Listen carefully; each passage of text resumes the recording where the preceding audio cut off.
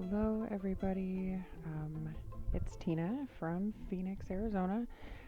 Just giving you a quick video here. Well, it's not super quick, but I wanted to do a voiceover. As I mentioned before, I can't really narrate while I'm painting because there's just too much noise in my house. And where I paint is in a bit of an open area, so I am just using some purple amethyst by Folk Art. It's in the metallics. And as you can see, it shows every single little mark you make in it. But it's a beautiful color. And so I'm just covering the background here. This is a MDF heart out of the craft section at Walmart. And I think it was like $3 or $4. Really not expensive, and it was just something different to use. Um, I know I don't have a lot of videos, but I have a lot of paintings, so I'm trying, some different stuff. So I've covered the background. Now I'm going with the plain white from Folk Art, and then the rose gold metallic from Folk Art. I really love the colors from Folk Art. I think that they are, I don't know, my favorites really. It's a nice, inexpensive product, and it's a good quality, so highly recommended. But I do use a lot of different paints. So here I have some rubbing alcohol. It is actually a 50% rubbing alcohol, but I do wish I had higher a higher concentration, just because it does give better cells. Not cells, I'm sorry, lacing, which is what I'm trying to get here. I'm going to use an airbrush, and it's a newer toy, so I'm pretty excited about the way things turn out. And I'm just mixing the alcohol, rubbing alcohol, into my paint. My paint was already mixed with um, a mixture of Floetrol, like not very much, maybe a dash of Floetrol is probably a good way to describe it, and then a mixture of Elmer's glue and water, which is, I do a 70-30 mix. It works really well for me. Maybe like a 65-35 mix. But regardless, I mean, you'll know the consistency. This is the one that works for me. But it seems like every bottle of Elmer's glue all I get, the water content needs to be a little bit different. So here I'm just laying down some lines, and like I said, we're going to hit it with an airbrush in a minute, and I'm really hoping to get some lacing. So the white and the rose gold are very thin so that they move around the canvas pretty well, and I dripped, so I have to fix it. This kind of bothered me because I was really worried about the way all these marks were going to show or end up in the purple, but it ended up kind of adding to the piece, and overall it really ended up looking pretty. Um, so yeah, so if you have that, maybe don't worry about it. I was a little worried about it, but I thought it would self-level, which it didn't end up doing that. It does it on canvas, but for some reason, maybe maybe because I didn't prime the MDF heart, maybe that's why. I'm not really sure. Like, maybe it was just soaking up the paint too fast or whatever. So here's my new toy that I got for Christmas, which is an airbrush. I got it myself. My Christmas present to me. And it was really inexpensive. I think I paid like $40 total for the pump and the airbrush, and of course, that means it's not the best quality, but it works just fine. I mean, for what I'm using it for, definitely. I did cake decorating before, and I definitely don't think I'd use this cheap of a product on like cakes and things like that, but for just blown around paint, it's totally fine.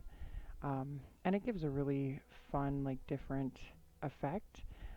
And I think that I feel like I can control it a little more than I can a straw, which I've used in the past.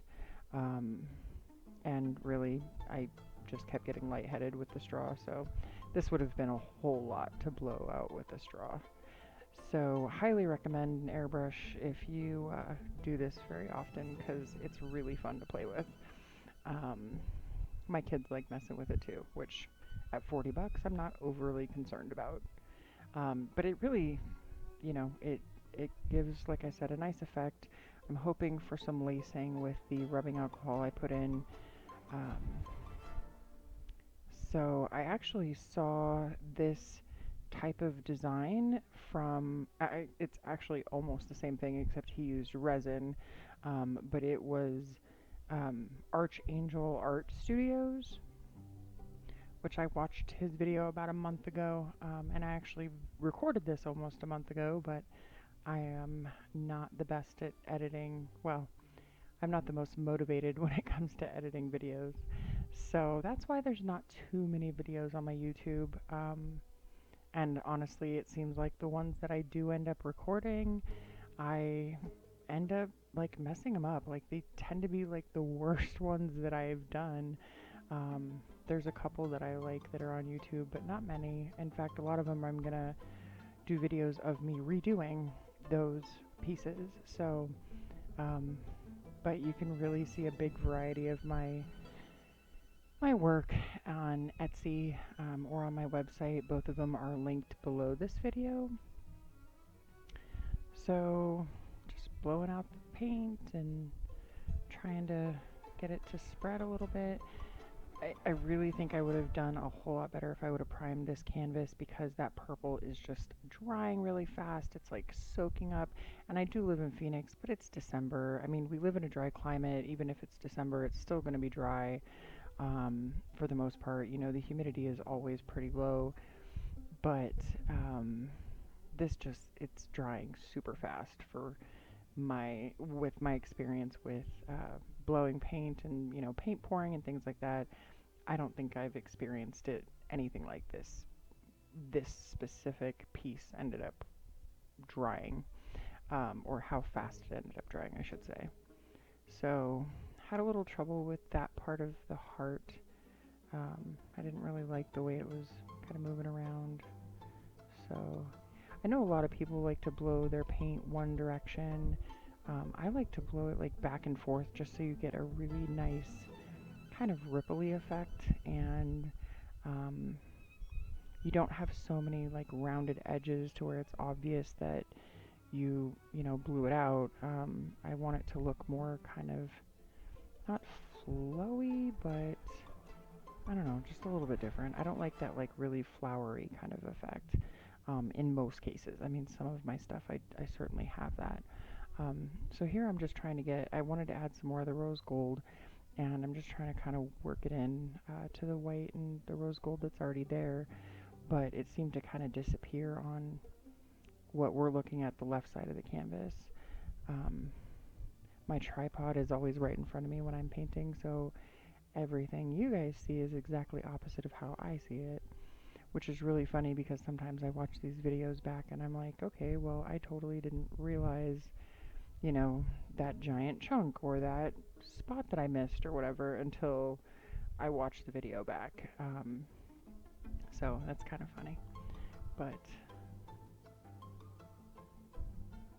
yeah, so I'm not actually, so I wanted to grab the barbecue skewer or shish kebab skewer thing or whatever, and I ended up grabbing this new tool that I got, which I got it from Hobby Lobby in a kit of paint pouring tools, and it came with a cool like scraper spreader thing, and then a comb, and it came with this, which has two sizes of like a ball tip,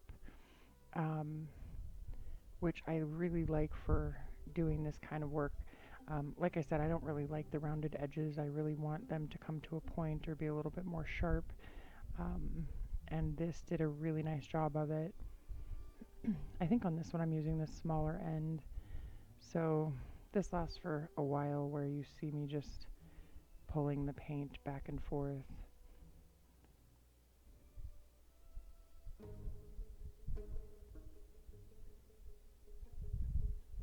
And like I said, I know this is very similar to the one that Archangel did.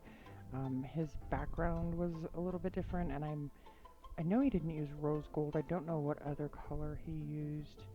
Um, might have been silver, might have been gold. Like I said, I watched that video a while ago, but I was trying to learn a little more about resin, which I have since, binge watched a ton of videos on, and I've done a few pieces, so I really like working with that.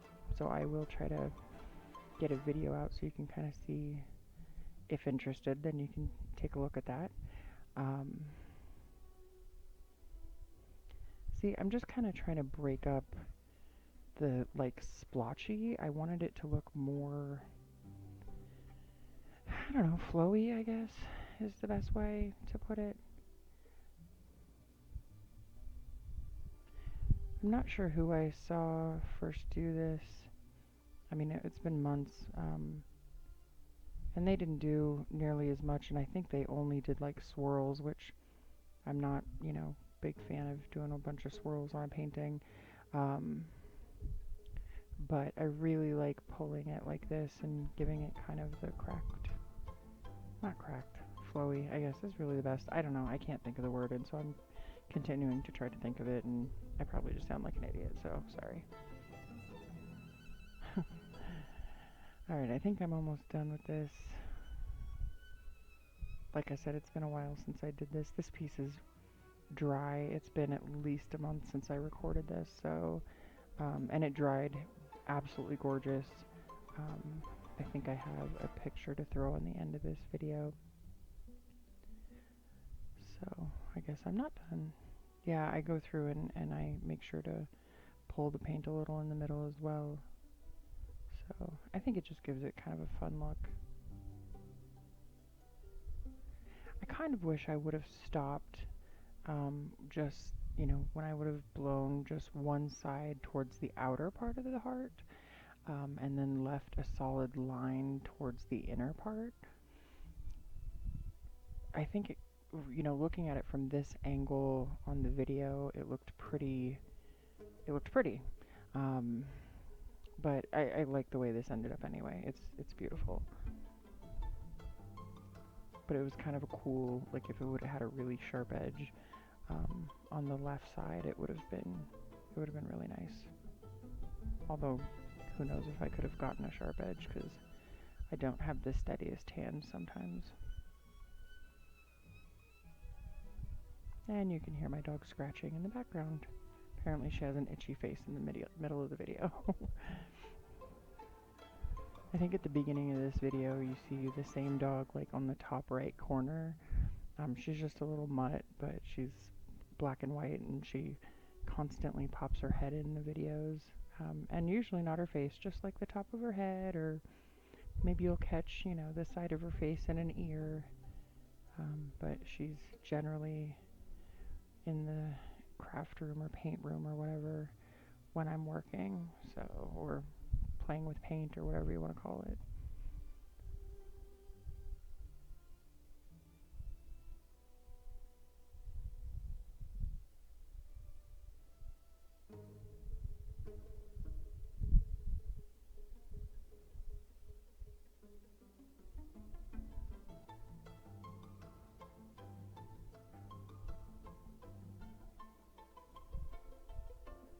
Okay, now maybe I'm done. Yes.